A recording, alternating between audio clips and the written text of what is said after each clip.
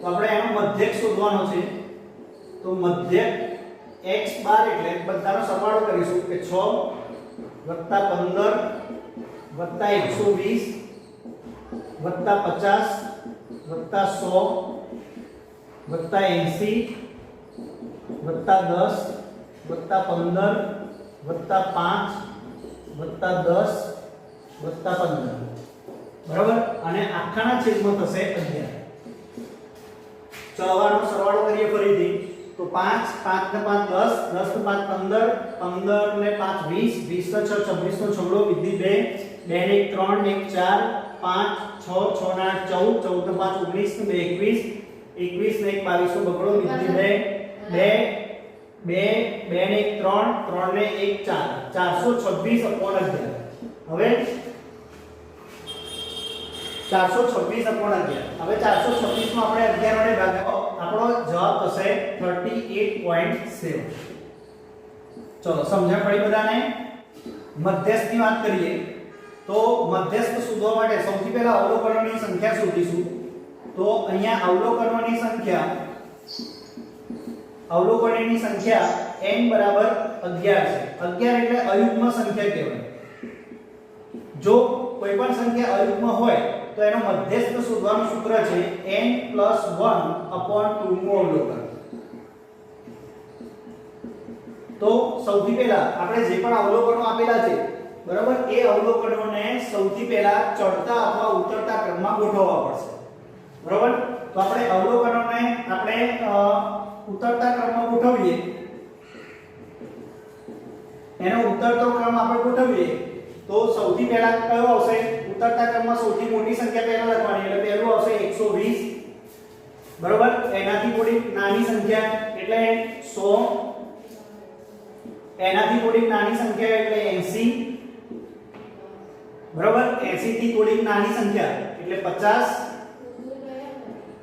50 થી થોડી નાની સંખ્યા એટલે 50 થી નાની સંખ્યા કઈ આપી છે? 50 થી નાના કયા આપ્યા છે? 15 15 કેટલી વખત છે? 1 2 3 વખત એટલે લખીશું 15 3 વખત। ચલો 15 પછી આપેલા છે 10 તો 10 કેટલી વખત છે? 2 વખત બરાબર। 10 પછી આપણને આપેલા છે 6 અને સૌથી છેલ્લે આપેલા છે 5। આપણે 11 અવલોકનો ગણી જોઈએ 1 2 3 4 5 6 7 8 9 10 અને 11। ચલો હવે n + 1/2 નું અવલોકન। તો n ની જગ્યાએ આપણે મૂકીશું 11 + 1/2 એટલે 12/2 12/2 એટલે છઠ્ઠું અવલોકન। તો આપણે છઠ્ઠું અવલોકન અહીં ગણીએ તો 1 2 3 4 5 અને 6 તો આપણું છઠ્ઠું અવલોકન કયું છે? 15 છે। કયું છે? 15। તો આપણી માહિતીનો મધ્યસ્થ કયો થશે? 15 થશે। અને આગળ આપણે બહુલક પણ જોયું, બહુલક કયો છે? 15 છે। તરીકે આ પહેલું છે કે 7 - x = 5। તો જ્યારે આવા સ્વરૂપે લખેલું હોય સમીકરણમાં વચ્ચે બરાબર હોવું જરૂરી છે। વચ્ચે બરાબર હોય તો જ એને સમીકરણ કહેવાય। વચ્ચે લેસ ધેન, ગ્રેટર ધેન આવી કોઈ પણ નિશાની આપી હોય તો એને સમીકરણ કહી શકાય નહીં। તો અહીંયા 7 - x = 5 છે એ સમીકરણ છે। અને આની અંદર કોણ કહેશે આ સમીકરણમાં ચલ કયો કહેવાય? આ સમીકરણમાં ચલ કયો છે?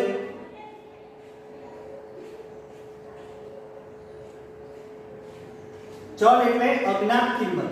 ચલ એટલે અજ્ઞાત કિંમત। તો અજ્ઞાત કિંમત કઈ છે? x। તો આ સમીકરણમાં ચલ કયો થશે? x। બીજો આપણે વાત કરીએ z + 12 > 34। તો આપણે પહેલા જ કીધું કે સમીકરણ માટે સૌથી જરૂરી છે કે વચ્ચે ઇક્વલ ટુ આવવું જોઈએ। જો વચ્ચે ગ્રેટર ધેન અથવા લેસ ધેન હોય તો એને સમીકરણ કહી શકાય નહીં। તો અહીંયા ગ્રેટર ધેન આપેલું છે બરાબર, એટલા માટે આ સમીકરણ નથી।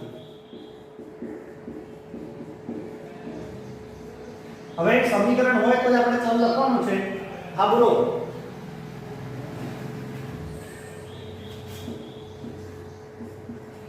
ચલો t - 7 ગ્રેટર ધેન 5. તો અહીંયા આપણે જોઈએ કે અહીંયા પણ ગ્રેટર ધેન આપ્યું છે એટલે આ સમીકરણ નથી. 4 નંબર જોઈએ 20 - 10 - 5 બરાબર 3 × 5. તો અહીંયા તમે જુઓ એક પણ ચલ આપ્યો નથી.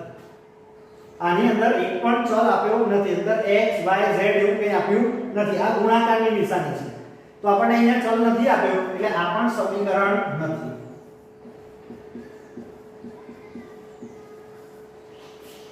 બરોબર છે. ચલો એ રીતે પાંચમો 2n + 1 <11. તો અહીંયા પણ બરાબરની નિશાની જગ્યાએ લેસ ધેન આપ્યું છે એટલે આ પણ સમીકરણ નથી.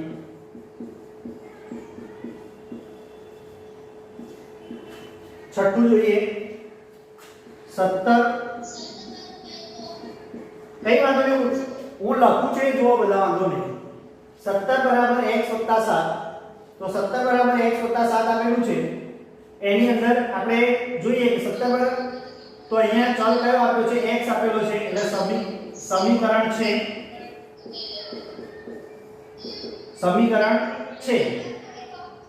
અને આ સમીકરણ છે એટલે એનો ચલ થશે x.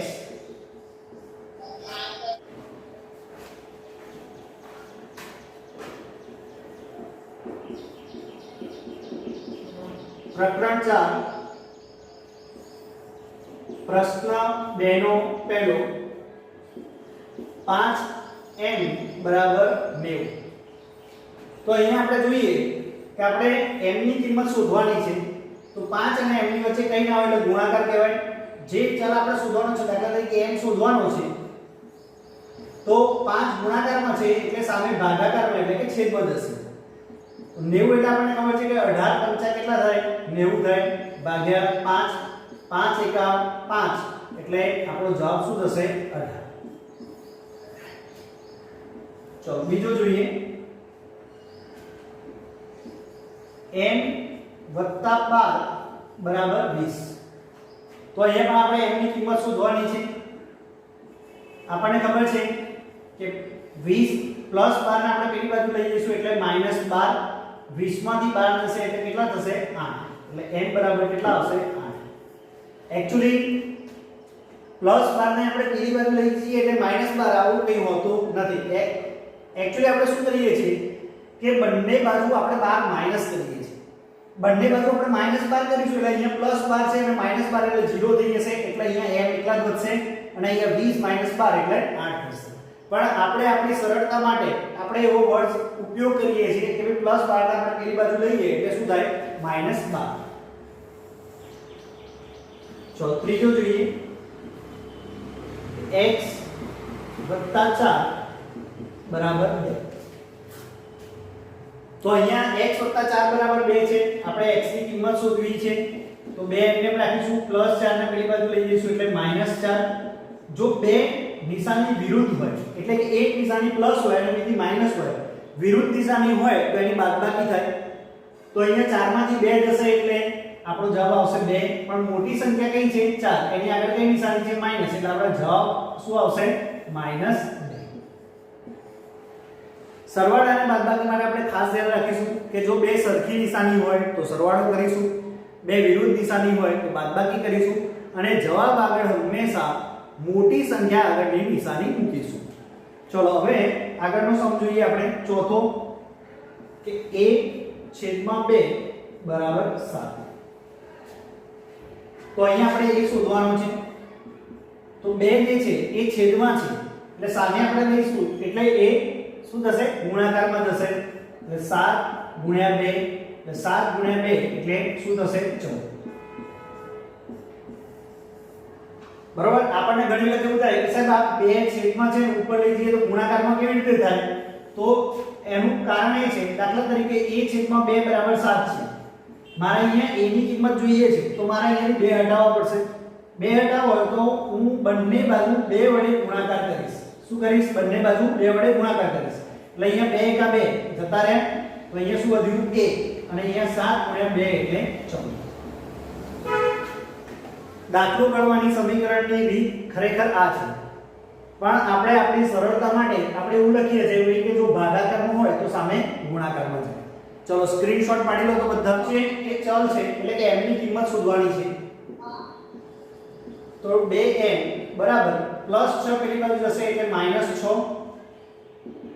અહીંયા 2 ગુણાકારમાં છે એટલે ભાગાકારમાં જશે. બરાબર 2 તારી 6 એટલે m બરાબર થશે -3. ચલો પ્રશ્ન 2 જોઈએ.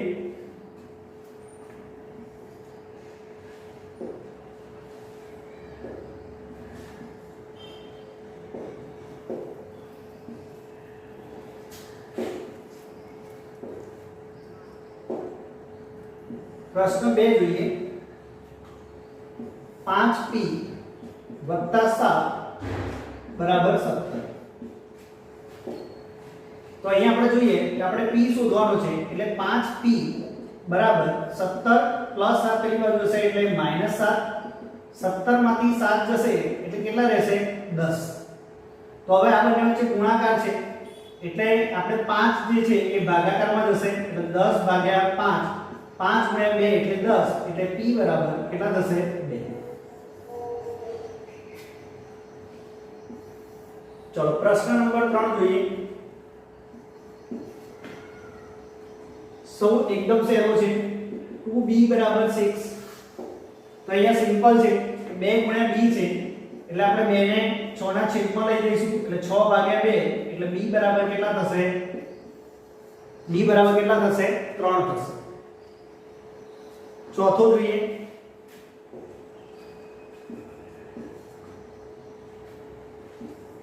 p ભાગ્યા 3 બરાબર 40. તો અહીંયા આપણે જોઈએ સૌથી પહેલા આપણે p શોધવાનો છે એટલે આને કરતા બનાવવાનો છે. સિમ્પલ સમજીએ તો કે એકલો પાડવાનો છે. તો અહીંયા આપણે 20p ને આપણે એમ રાખીશું. પહેલા 3 જે છેદમાં છે સામે ગુણાકારમાં જશે એટલે 40 ગુણ્યા 3 20p બરાબર થશે 120. p બરાબર 120 ભાગ્યા 20 ગુણાકારમાં છે એટલે ક્યાં જશે ભાગાકારમાં. 0 0 કટ થઈ ગયા એટલે 10 વડે ભાગાકાર કર્યો અને 2 ગુણ્યા 6 કેટલા થશે 12. એટલે આપણો જવાબ કેટલો થશે? p બરાબર 6.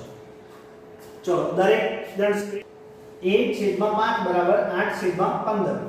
તો હવે અહીંયા આપણે જોઈએ આપણે બરાબર. તો આપણે શોધવાનો છે a/5 બરાબર 8/15 આપેલા છે.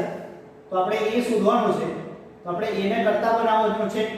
તો આપણે પહેલા 5 જે છેદમાં છે એને આપણે સામે ગુણાકારમાં લઈ લઈશું એટલે 8 ગુણ્યા 5 ભાગ્યા 15. ચલો 5 વડે ભાગ ચલાવીએ આપણે તો 5 એકા 5 અને 5 તારી 15. તો a બરાબર 8 એકા 8 અને છેદમાં 3. સમજણ પડે છે બધાને?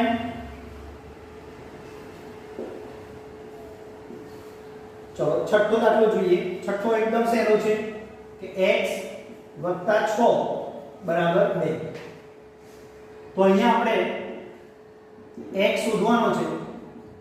2 એમ રાખીશું. +6 પેલી બાજુ જશે એટલે કેટલા થશે? -6. તો x બરાબર જો 1 + 1 માઈનસ છે એટલે બાદબાકી થશે. 6 માંથી 2 જશે એટલે 4. તો મોટી સંખ્યાની નિશાની કઈ છે? માઈનસ. તો આપણો x બરાબર કેટલા થશે? -4. સાતમો જોઈએ. 7m + 19/2 બરાબર 13. સૌથી પહેલા જે આપણે m સંખ્યા છે એની જોડે સરવાળા અથવા બાદબાકીમાં જે પણ સંખ્યા હોય એના આપણે પહેલા બરાબરની પેલી બાજુ લઈ જઈશું. તો આપણે અહીંયા 7m 13 + 19/2 છે એને આપણે પેલી બાજુ લઈ જઈએ એટલે 19/2. હવે અહીંયા આપણે લસા લેવાનું છે. જો લસા ના લેવો હોય તો આપણે ક્રોસ ગુણાકાર પણ કરી શકીએ છીએ. ક્રોસ ગુણાકાર એ એક પ્રકારનો લસા છે જેનો આપણે સરવાળા અથવા બાદબાકીનો ઉપયોગ કરીશું. તો 13 × 2 એટલે થશે 26 19 એકા 19 અને છેદમાં બંનેનો ગુણાકાર કરવાનો 2 એકા 2. ફરીથી કહું છું, પહેલા 2 જે છે એનો 13 સાથે ગુણાકાર કરીશું એટલે 13 ગુણ્યા 2 એટલે 26. પછી 1 નો 19 સાથે ગુણાકાર કરીશું એટલે 19 અને છેદમાં બંને સંખ્યાનો ફરીથી ગુણાકાર કરવાનો. ચલો 26 માંથી 19 જશે એટલે કેટલા રહેશે? 7/2.